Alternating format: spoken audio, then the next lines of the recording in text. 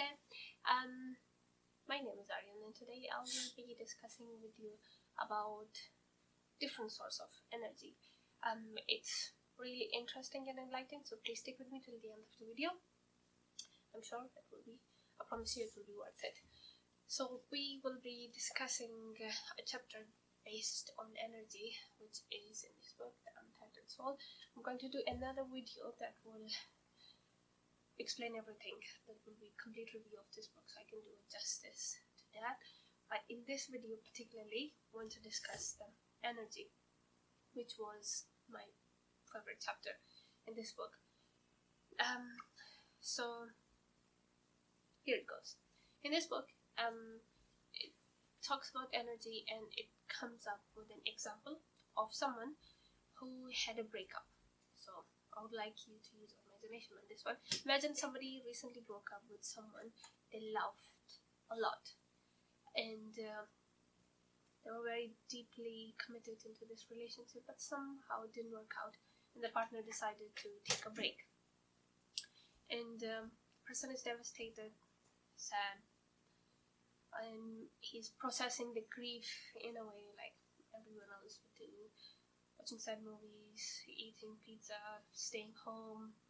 He didn't shave, just trying to lock himself inside the house, and he's in a bad state. The house is a mess, and he just don't want to talk to anyone. He just doesn't have the energy. His friends called him like, let's go out, and he's like, no, can't be asked to go anywhere. I don't have the energy to do anything. And suddenly the phone rings. He again answers the phone, and this time it's his partner.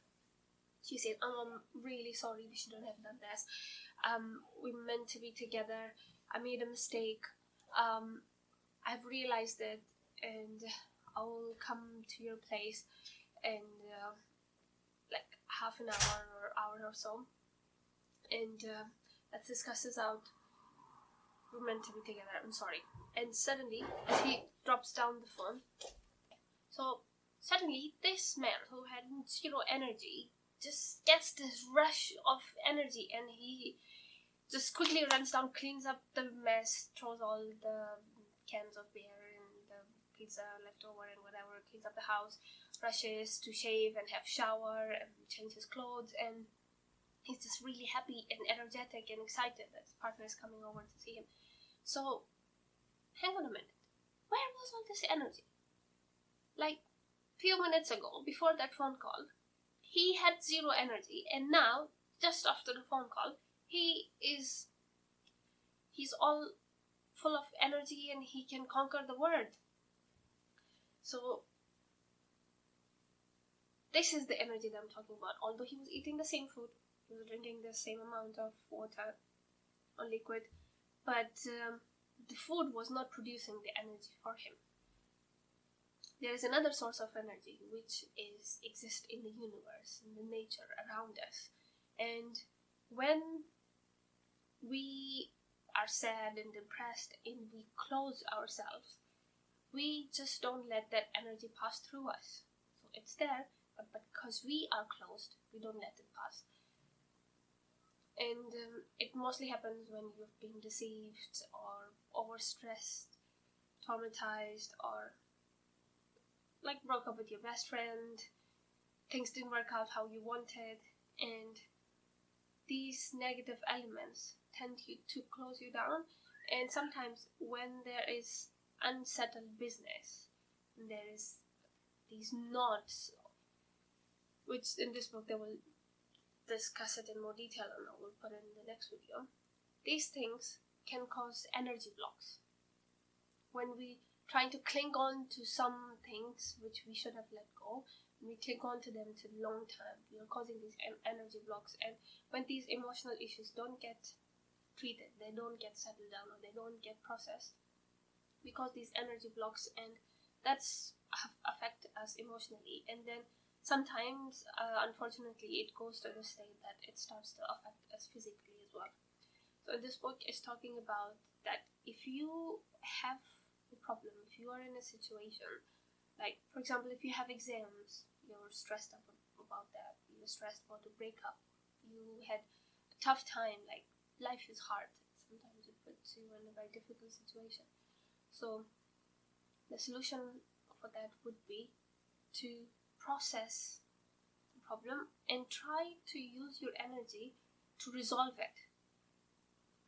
If you find yourself in a situation, instead of mourning and just celebrating the problem or making it big, like over exaggerating, thinking like you're the only person who in this whole world who has a problem, and just maximizing it, you are just affecting yourself and you're damaging yourself. Instead, use your energy toward resolving it. Like XYZ has happened.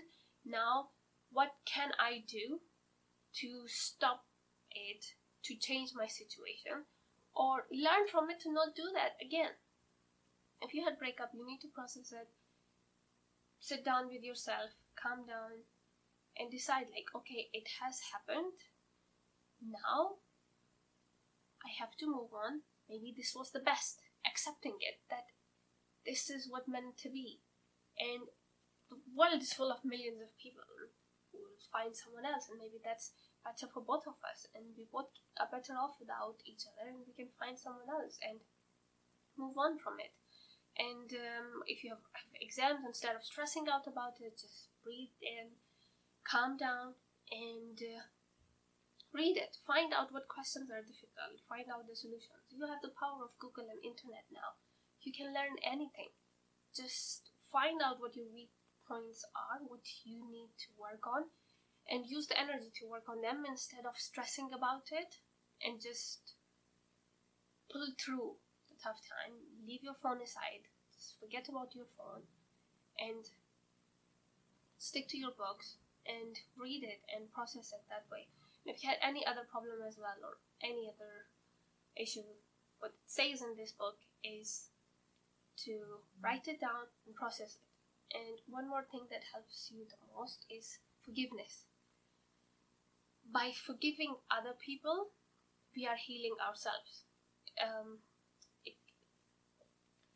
They say like anger is a poison. If you test someone's blood before he was very angry, and you test it after he become very angry, the blood result will be different, because it's like we're causing a poison. We're poisoning our own blood by being extra angry about something. So you need to be calm and rational, and go in some place where you can be all quiet and think about it and resolve it and forgive others. By forgiving others, you're really doing good to your own self. You're resolving those knots that you have caused in your brain, and you instead of overthinking about it, you just forgive that person. You're resolving yourself. I remember once I was coming back from work. I was a student. I was working part-time as a sales assistant. The work was hard. It was morning till evening, running up and down, wearing high heels, and I was exhausted. Because I was traveling by bus to save money on the train.